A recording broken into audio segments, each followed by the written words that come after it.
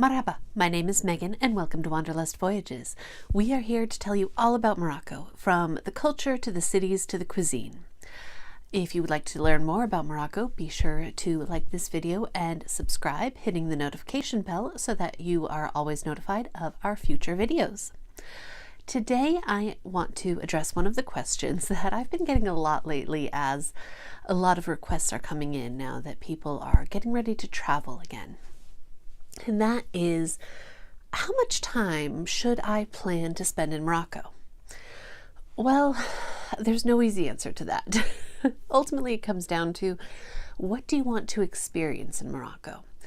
If you have only, say, 5 days, but you want to see Chefchaouen and Fez and Marrakech and the Sahara, I'm very sorry to tell you that is not going to happen. Morocco is very large. I mean, by US standards, it's not. But a lot of people, I think, are deceived by looking at it on the map. They're like, oh, it looks like such a small country. I can get around all of it very easily. Well, yes, it is on the smaller side, but no, it is very mountainous. Now, along the west coast, there is a highway system that goes from Tangier down to Rabat, Marrakech, Casablanca, Marrakech, and Agadir. And this is very fast way to travel. It also goes over to Fez and Meknes. However, once you get off that, you are on local roads and more local highways. And you are traveling through the mountains. And that makes it a lot slower going. So I've addressed this before, but I will share it again. Traveling by car is really the best way to get around Morocco. I know there are some trains, I know there are some domestic flights, but they are not the ideal method. If you are traveling by train, you may have to change trains. You have to get to a train station. You can only go to those cities where the trains go, which is not everywhere. And you also have to abide by their schedule, and you have to navigate all of that with all of your luggage. Domestic flights, almost all of them go to Casablanca.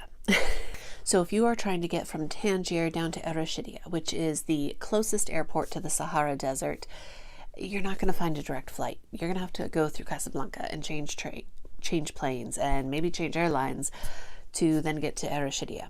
And they're also not ideal at times. They are, 7 o'clock in the morning. Okay, so now you have to get up at 4 o'clock in the morning to get to the airport, to get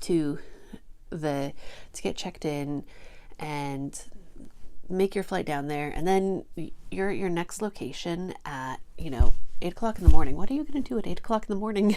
Everybody's still sleeping. The sites aren't open.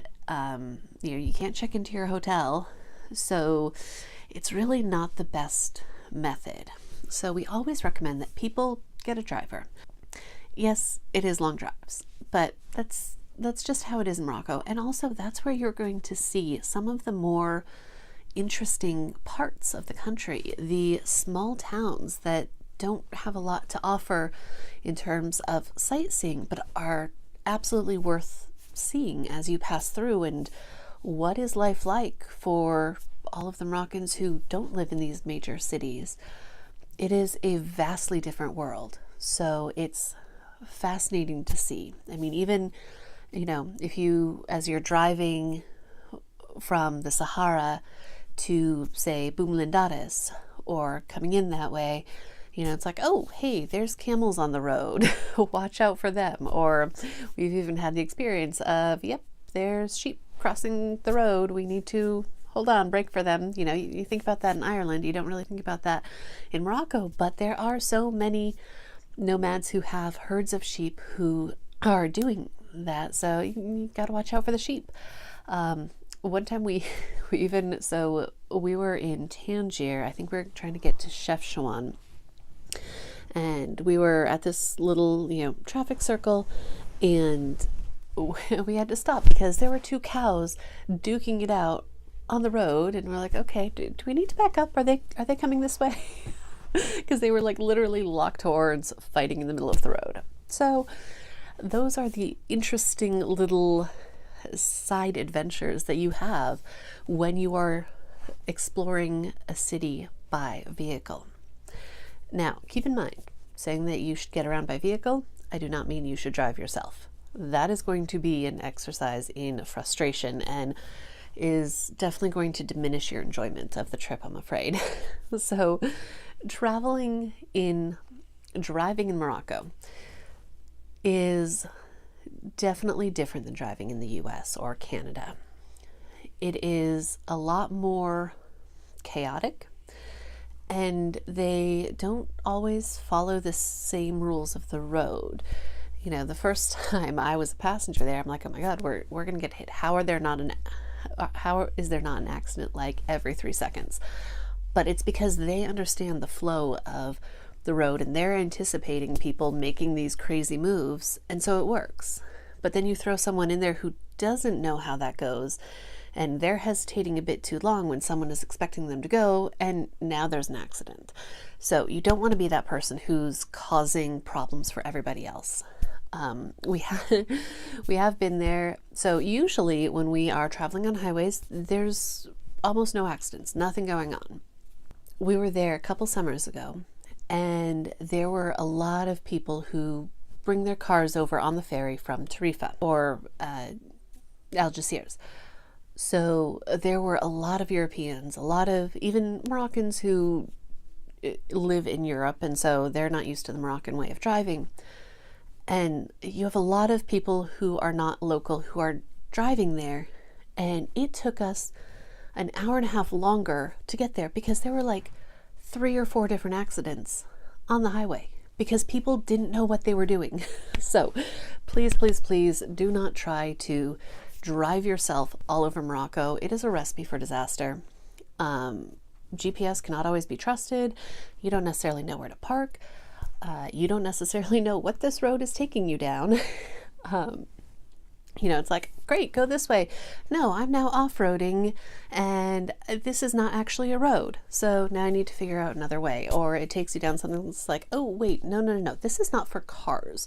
This is now too narrow to get the car down, and I'm going to have to back out and find another way. Or it keeps insisting, go this way, go this way. Well, this is a one-way street. You can't do that. And when you're trying to deal with that in the midst of all this chaotic driving, it's a headache. And it's much better to have a driver who can take you directly to where you need to go. You don't need to worry about where's the parking, how much it's going to cost. Oh, hey, I forgot to tip this person. And thinking about like, okay, is it going to be safe? Is it not? All of those worries are taken care of if you have a driver. Also, having a private driver is going to greatly increase your enjoyment, not only by taking stress off, but because they are a local. Your driver is going to be able to share a lot of information about the country. You know, he's from there.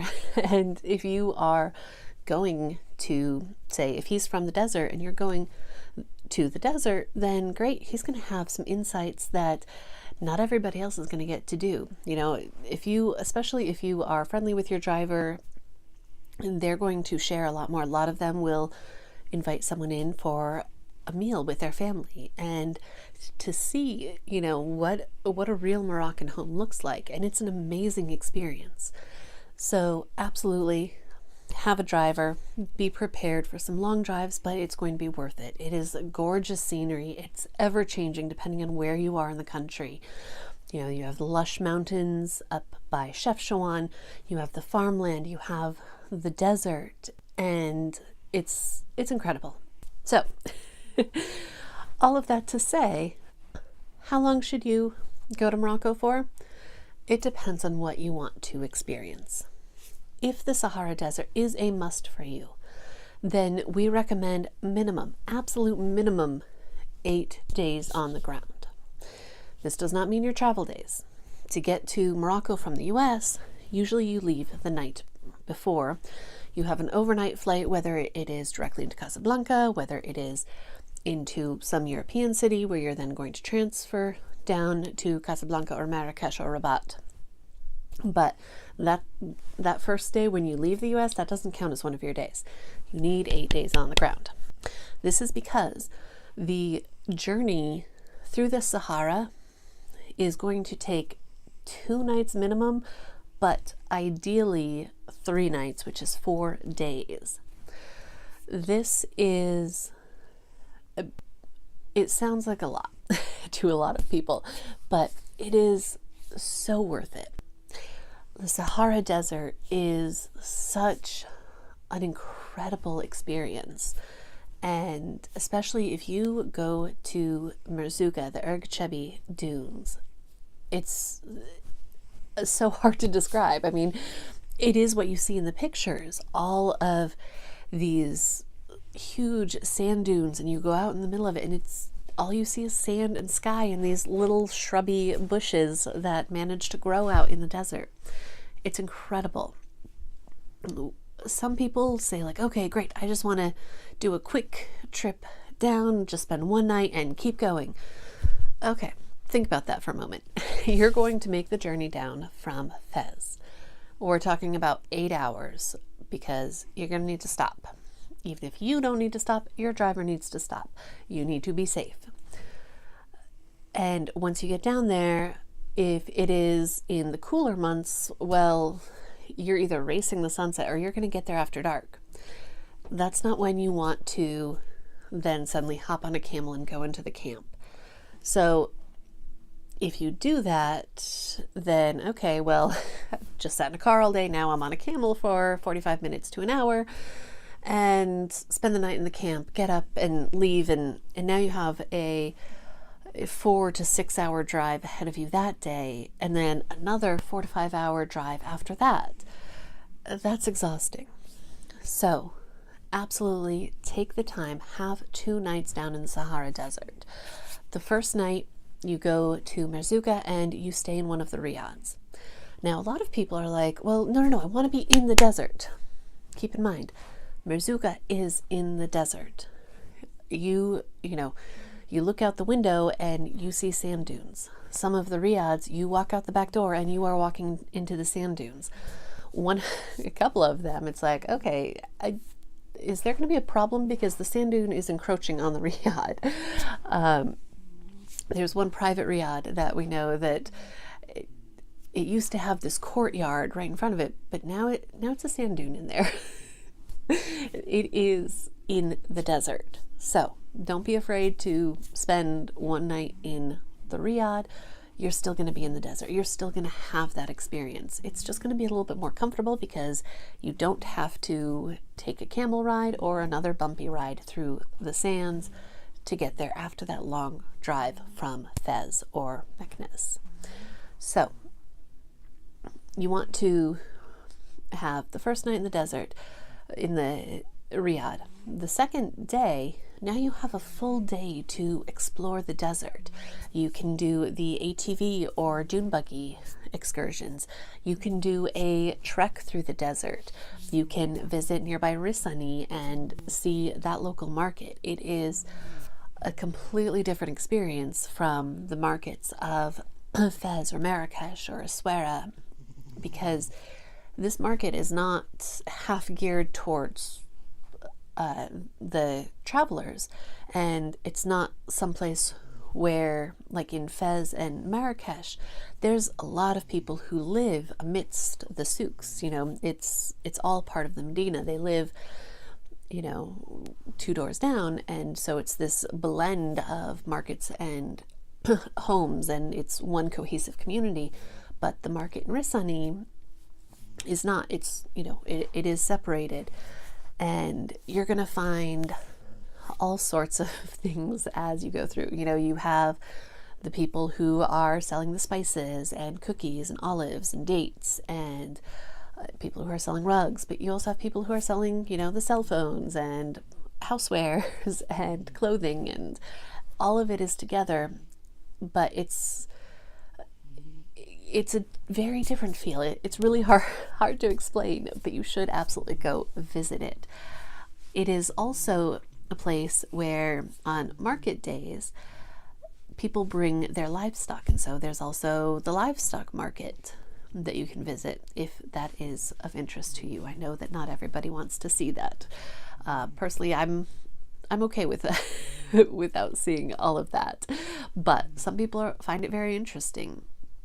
You'll find a lot of people who have their workshops there, you know, the blacksmith who's making farm tools or knives or large shears, the woodworkers, people who are sewing the tents, and just so many different things going on. It is well worth a visit. With having that full day, you can also go into the camp early and have some time to relax and enjoy where you are. Enjoy the fact that you are in the middle of the Sahara Desert. And then you can always take the camels back out to watch the sunset and then come back in. So having 2 nights down in the desert is absolutely recommended. From there, you're going to want to make the journey from the Sahara to Marrakech in 2 days. This is because if you were to go straight through, you're talking an 11 to 12 hour day on the road. Nobody wants that. The driver doesn't want to do it. They don't want to put you through it. Nobody's going to be happy with it. Some people do it because some people are, they only have 1 week and they are going to make it work. Okay, we can make it work if you absolutely have to. But I'm not going to sugarcoat it. This 12-hour day is not going to be an enjoyable highlight of your trip. So, from the Sahara Desert to Marrakech, there are 2 places that are usually an overnight along the way, either Boumediene or Ouarzazate. Some people also go to Skoura, which is a little bit off to the side, but not very far. It really depends on if there's a particular accommodation that you're interested in, but otherwise most people just want to be more on the road to Marrakech. Boumediene is going to be a better place if you want to do some hiking. So the Todra Gorge and Dares Gorge are absolutely beautiful, and a lot of people will hike in them, rock climb, and the hiking can be as gentle or as strenuous as you want. Hiking guides know the area inside and out. Absolutely take a guide. You don't know the region, you don't necessarily know where's the safest place, and also how what lies ahead. So one of our trips that we took, and we had people who wanted to hike, so great, the guide went with them, and this was great because he was actually the group guide as well. So he had been with these people for a few days, he kind of knew them, and he had a very good idea of what their level was. And so he took them on a hike that was challenging, but not too far. He didn't push them too much. One of the women who is only about 5 feet tall, maybe she was just under. I think he did have to literally lift her up onto one of the boulders just because it was, that tall, but they all made it. They all had an amazing time. But it was also, they got an extra long hike. It was dark by the time they got back, but because he knew exactly where he was going, he knew the terrain, he knew what was lying ahead, he knew what was safe to take them on. So absolutely take a guide. It's going to make your experience safer and more enjoyable. If you are not interested in hiking and you just want to get closer to Marrakech, then you want to keep going and stay the night in Ouarzazate. Ouarzazate is known as Moroccan Hollywood because it has the Atlas Film Studios and Ait Ben Haddou and the losing the name of it, Kasbah Tahrir, and the Cinema Museum, all of which are used as filming locations. We actually, when we had a group of travel agents in Ouarzazate one year when they were visiting the cinema museum. There was actually an active shoot going on at the time. So they got some phenomenal pictures. There's one of the big sets that's often still used in the museum is this incredible throne room. And so everyone wants a picture on the throne. And so not only did everybody get their picture on the throne, but they had like guards next to them and everything. It was fantastic. So if you are interested in that sort of thing, absolutely stay the night in Ouarzazate, because then you'll have time the following day to explore these amazing sites. If, however, you don't really care to see all of that, then you can just keep going. And from Ouarzazate to Marrakech, we're down to about a 4-hour trip, which is fantastic. It used to be about 5 hours.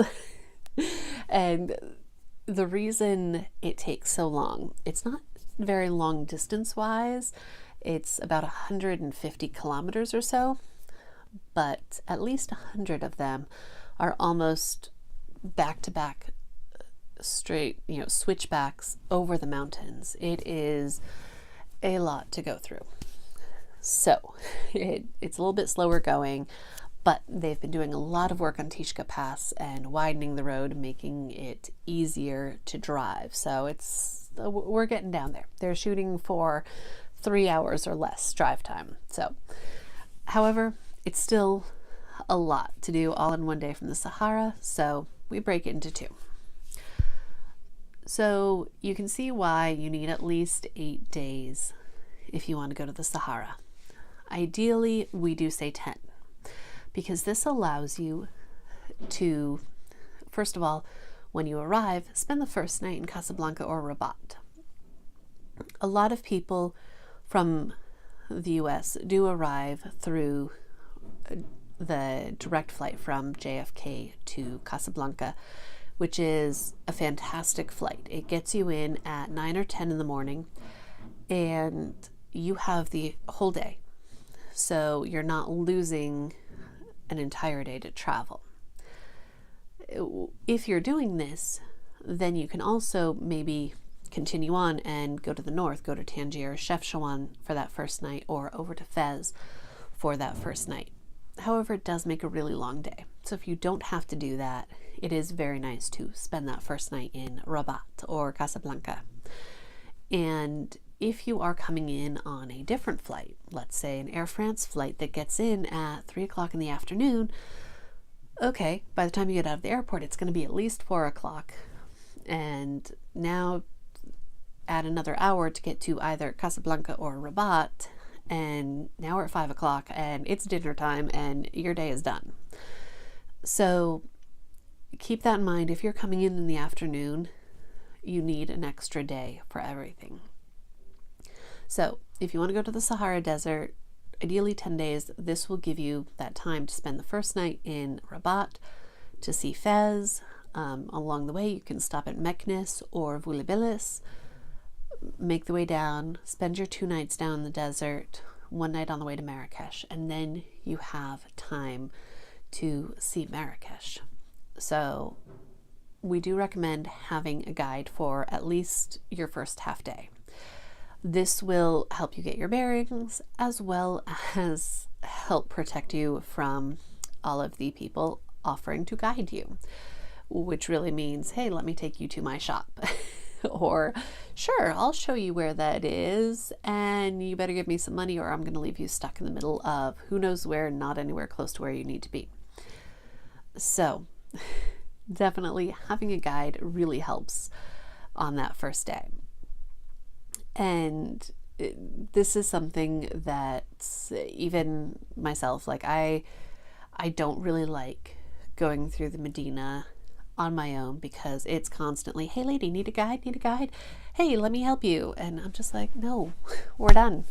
Even trying to take a taxi, I had the concierge at the hotel arranged a taxi for me. He's like, okay, he was supposed to take me to La Sultana. Great, easy enough. I'd been there many times. I knew where it was once I was in the area. However, where he dropped me off was completely not the right place. And I think he was mad because as a foreigner, he was going to charge me a lot more than what the concierge negotiated for me. So Marrakech can be a little bit challenging, and having someone help you that first day is amazing. However, Marrakech has so much to offer, and it's a wonderful place to spend time wandering through the Medina and just seeing what there is to see, or visiting places like the Majorelle Garden and Yves Saint Laurent Museum, or spending time in a cafe and people watching, or exploring the Hivernage or Gillies districts. And there's also so many hammams. All of the major hotels have hammams.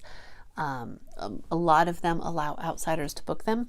And there's also just other hammams that are standalone that you can go to. It's a wonderful thing to experience, especially after coming from the desert and kind of sloughing off all of that dust and dead skin. And I'll go into the whole hammam thing in another video, but having the extra time to do that is wonderful. Also, if you're staying at a nicer hotel, especially in the warmer months, you may want some time just to relax by the pool. So by having a 10-day journey, it allows you that time to have that free day in Marrakech, which is absolutely incredible. Also, you may come up with other things that you may want to do. We've had people who, as they talk to their guide or their driver along the road, they learn about, oh, hey, maybe I want to make the journey out to see if the goats are in the argan trees and get pictures of that. Or maybe I want to go up to Uzud and see that. And so as you talk to your driver, you may come up with other things you want to see that you didn't know you were interested in when you were initially planning it. So it gives you that freedom. If you want to see the Sahara, the imperial cities, and Chefchaouen, we really recommend 12 to 14 days. So I would say if you just want to tack on Chefchaouen or Essaouira/Agadir, you can do it in 12 days. If you want to see them both, then we're going to say 14 days, because Chefchaouen is way up here in the Rif Mountains, and from Rabat up to Chefchaouen is about 5 to 6 hour drive. And then Chefchaouen down to Fez is about 3.5, maybe 4 hours. So it's a lot of hours out of the way. And so you want to have at least one night there, maybe two, because if you are pretty much just driving the first day, you want a full day there, especially if you want to go to Akshar Falls and hike there. Another thing that a lot of people will do, if they want to stay up there but they want a nicer hotel, they can actually stay in Fnidiq. So Fnidiq is right on the Mediterranean, and so we have a couple of amazing beachfront resorts that we work with up there. And so if you make the drive, you can stay up there, spend the afternoon on the beach, and then it's just about an hour down to Chefchaouen, so you can do a day trip down there and then go back. And then when you go to Fez, you can go back along the highway instead of through the mountains, and it's going to be about the same amount of time, but there's a lot less twisting, turning mountain roads. So you have some options, because Chefchaouen has really only become really popular in the last couple of years. So throughout its history, they have not had a huge need for accommodations for travelers, especially high-end accommodations. A lot of people who would go there would be more budget travelers, backpackers, people who just need a bed and a bathroom, and that's pretty much it.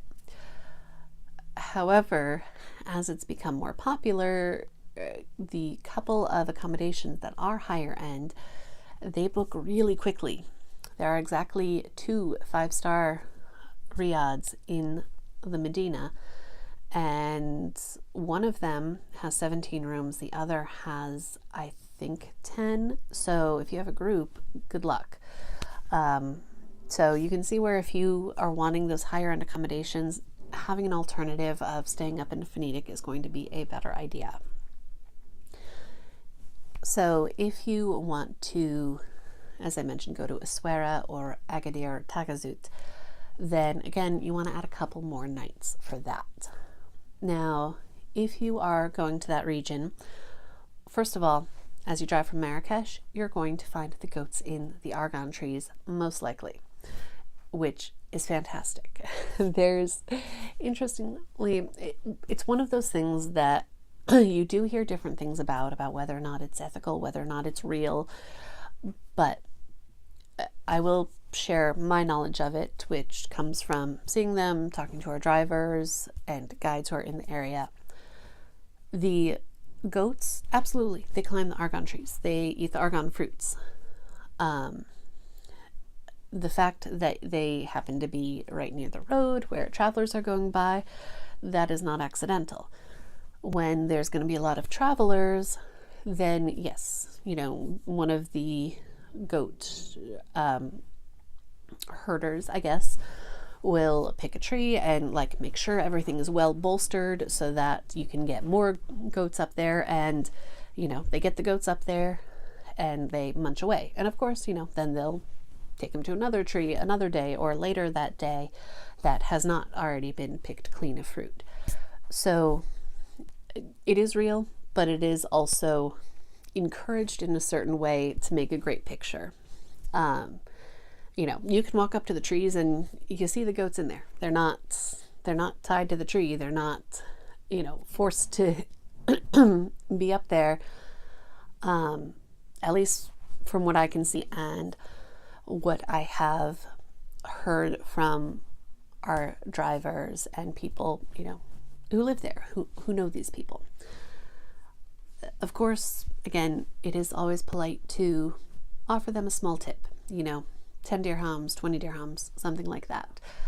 They don't make a lot of money off of this, but it is helpful because a lot of the herders in general in Morocco don't make a lot of money. So if you want to spend some time on the Atlantic Ocean, depending on what you're looking for, we will recommend either Tagazout or Essaouira. If you want to windsurf, absolutely Essaouira. If you want to surf, then Tagazout. If you want more of the culture, the Medina, the history, absolutely Essaouira. So Agadir and Tagazout are right next to each other. They're basically the same thing. So I'm going to use those two kind of interchangeably. Agadir was leveled in the 1960s by a terrible, devastating earthquake. There is almost nothing left of historic buildings. So the city was really rebuilt with an eye to cater to tourists. So it is very much a beach destination. In fact, it is to a lot of Europeans what Mexico and the Caribbean is to a lot of Americans. You go there for an all-inclusive resort, for time on the beach. You're not going for the history, the culture, things like that most often. So there are some amazing places in Agadir and Tagazout where you have private beaches. They have all kinds of activities, the horseback riding, camel rides, ATVs, yoga, all sorts of things. A lot of very family friendly all-inclusives, or where you can include your lunch and dinner. It's not exactly all-inclusive in the fact that you can't eat or drink whatever you want whenever you want, but at least your meals are included. And that's what you're going to find in Agadir, Tagazout. And so if you want that beach relaxation, absolutely go there.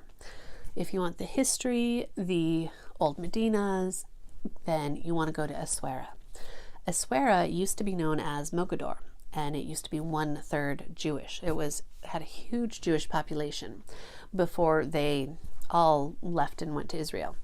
So if you are interested in Jewish history, absolutely include Essaouira on your trip. Essaouira is also well known as a filming location from Game of Thrones. Now, please forgive me, I've never seen this show, so I'm vaguely aware of what I'm describing, but one of the battles where this rampart going out into the water, I think it was with dragons involved, was filmed down there, and you can walk along there, get the pictures and everything. They have a wonderful beach. It is a little bit windy in Essaouira, so if you want to swim in the water, that's not necessarily going to be your best place to do it, but they still have a wonderful beach, and in the summer it's wonderful for laying out. They also have, of course, a lot of fresh seafood because it is a very busy fishing port as well. So those are some of the cities and how much time I think that you should spend in Morocco if you really want to see everything. Now, seeing everything is also, if you want to actually see everything, it's going to take you at least a month because there's also places in the northeast of Morocco that we haven't even talked about.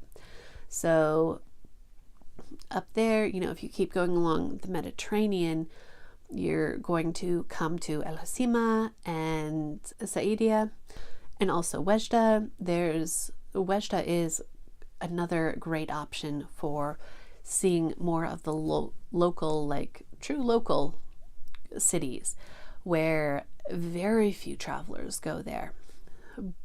And it's not exactly a rural town like you find along the way to the Sahara, but it's not a city that half caters to foreigners. They also have a train that goes from Oujda down to the Sahara, and not like a speed train, but like an experience train. So that's another fun thing that you can do if you have the time. If you have more time, also spending time in Meknes is highly recommended. A lot of people, if they want more of a local experience, we do encourage them to stay in Meknes instead of Fez because it is less traveled and you are going to see more of a local city. The one caveat about that, again, is if you are wanting higher end accommodations, you're not going to find that in Meknes. It's a little bit of a vicious cycle. People don't go there because there's no high-end accommodations. There's no high-end accommodations because people don't go there. So just managing expectations on that. However, there are some incredible riads there as well. They are going to be locally owned. They're going to be more authentic than some of the fancy riads that you find in Marrakech. And Meknes is also a great place to mingle with the locals more. As the sun goes down, the square in front of Bab Mansour is completely full. People come hang out, mingle. There's musicians and storytellers and these little motorized cars that people rent for their kids to zoom around in. There's the stalls that press the cane juice and serve the snails, and it's an incredible local experience. Meknes also has 2 universities, and so like any college town, you're going to find a lot of young adults and they get together, have fun, and it's also a wonderful place to do some shopping. If you had seen my other video on shopping, this is where you're not paying the foreigner price. You're paying the local price. And so if you're wanting to get, takshidas, jalabas, other types of things that locals buy, you're going to get local prices. So absolutely, if you have time, spend some time in Meknes. You can also spend some time in Ifrane. Usually, as people are going from Fez down to Merzouga, Ifrane is really just a coffee stop. It's in the Atlas Mountains, and it has this incredible alpine architecture.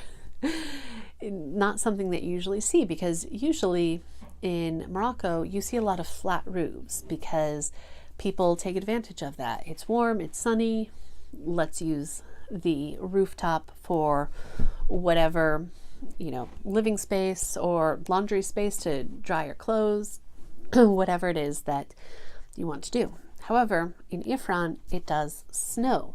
So the alpine architecture with the slanted roofs is a lot more common.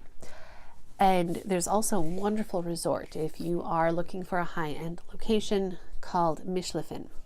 They have a golf course and the largest spa in the country, and cooking classes outside, and a little petting farm for kids, and it is gorgeous.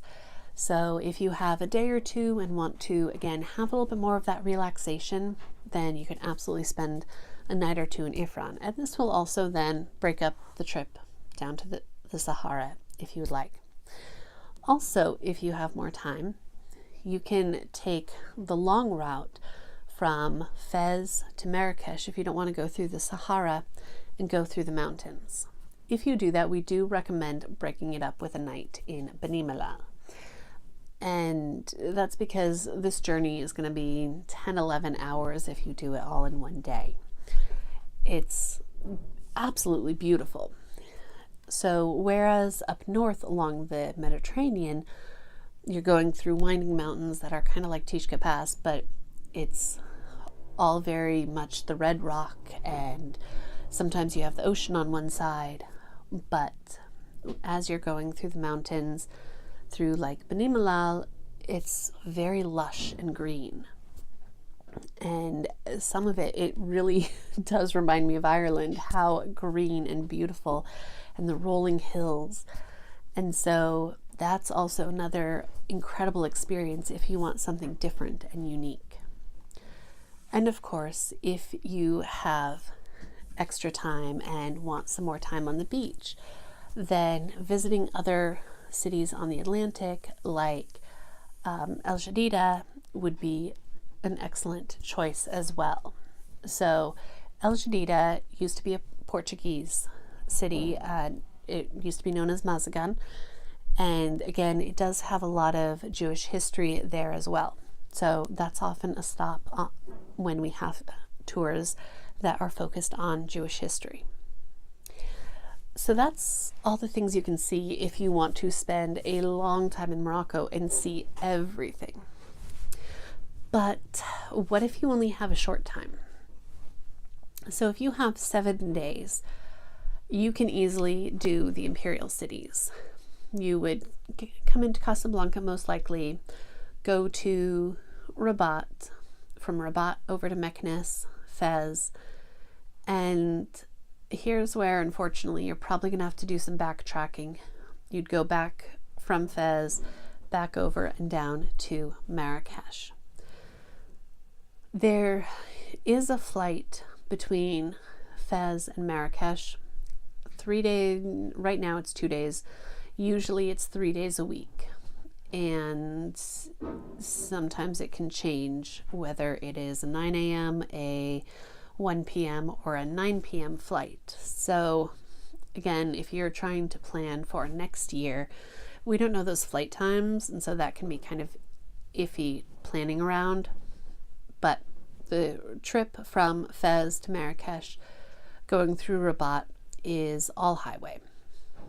If you want to split it up and do an overnight in Rabat, maybe if you come in late, you spend the first night in Casablanca, then go straight to Meknes, Fez, and then on the way back do an overnight in Rabat, that will help break up. It's about 4 hours each way that way. Another thing you can do with just 7 days is just around the Marrakech region. So if you fly into Marrakech, even better, or it's only about a 2.5 hour drive down from the Casablanca airport. You can spend a couple of days in Marrakech, you can do a day trip or overnight in the Atlas Mountains in Ouzoud or Imlil. You can go over to Essaouira or Taghazout, Agadir, and you can easily spend 7 days in that region. There's also the Sahara Desert, which is just 45 minutes outside of Marrakech. The Sahara Desert does offer the luxury camping in the middle of nowhere and camel rides and ATVs. The one thing it does not have, however, is sand. The Sahara Desert is a rock desert. So if you are wanting to have the luxury camping experience, absolutely spend a night in the Sahara Desert. However, just manage your expectations. You're not going to see those sand dunes. If you only have 5 days, then again, just around the Marrakech region or just around the Fez region would be a great way to spend that time. You can do both Fez and Marrakech in 5 days, but it's going to be pretty fast paced. If you are maybe coming in from the north, you can also do 5 days around Tangier and Chefchaouen, maybe even squeezing in Fez if you are okay with being on the move a lot. If you have fewer than that, well, you're really looking at just one city. We would really recommend Marrakech if you are just spending, say, 3 days, because it does have the most to offer. That said, if you're planning on staying mostly in Marrakech and you want to spend the night in the desert, we really do not recommend just one night in the desert, because that means you're going to have to make that drive in one day, spend one night, and then make that drive again. Now, as I mentioned before, getting all the way to the Sahara, you are looking about 11 to 12 hours on the road. Getting all the way to Merzouga, you're looking at about 11 to 12 hours on the road. There is a place that's a little bit closer called Zagora, which is just a couple hours outside of Ouarzazate, so about 6 or 7 hours from Marrakech. It is a place where there are some sands from the Sahara that are there. There are mountains around it, so you don't have that isolated in the sands dune feel, and you're really not very far off the road. So it again doesn't have that in the middle of nowhere feeling that you get in Erg Shebi. But it is the sands, it is the luxury camping, and so that would be another option.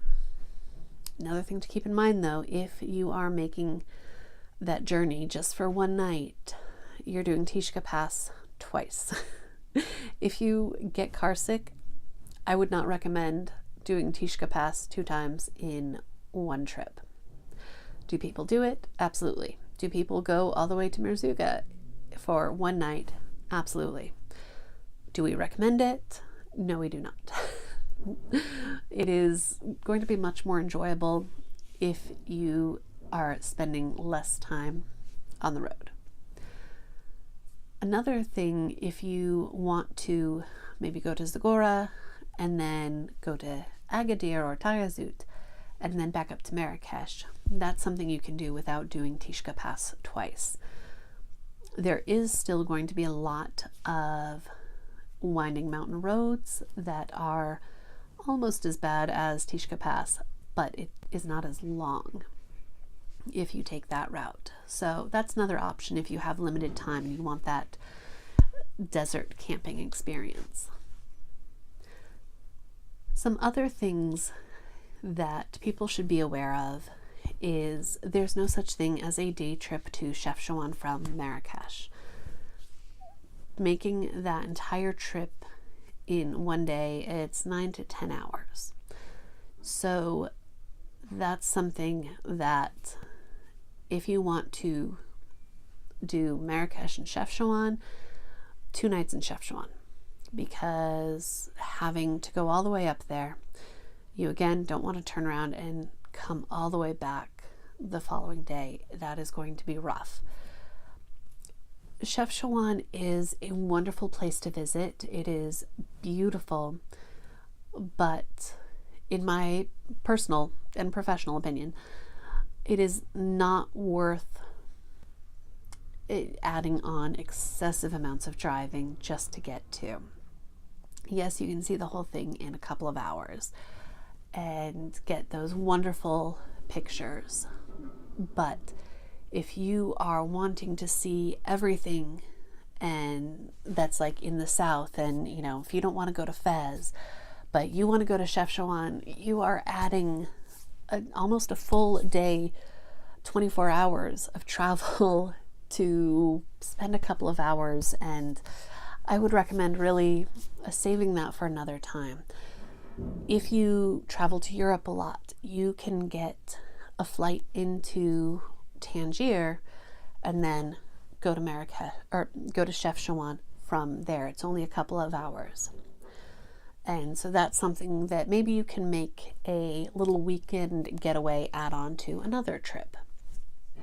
Also, speaking of making a weekend add-on from another trip, when we have people who have a limited amount of time and they want to see Fez and Marrakech and the Sahara, and something's got to give. we got to cut time in something.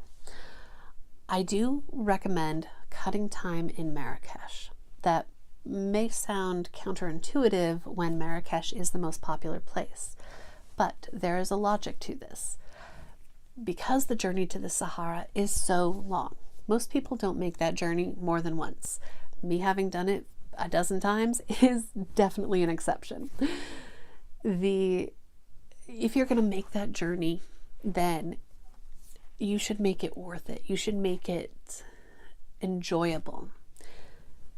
With Marrakech, because there are flights from so many major European cities, again, it is a very easy place where you can hop down and it's just a couple hours on a plane, and the airport is very much right next to the city. It's, you know, maybe 20 minutes from the Medina. And so it's not like Casablanca where you are, you know, 45 minutes to an hour outside of the heart of the city. And so you can hop down there and spend the day exploring, seeing things that you didn't see before, or just enjoying some of the incredible hotels, visiting the wonderful restaurants. And it's a place where you can easily go back and spend time on your own. You don't need a driver to get around there. You don't need to worry about, you know, all of the sightseeing if you've already done that. Now it's just, okay, here's your free time in the city.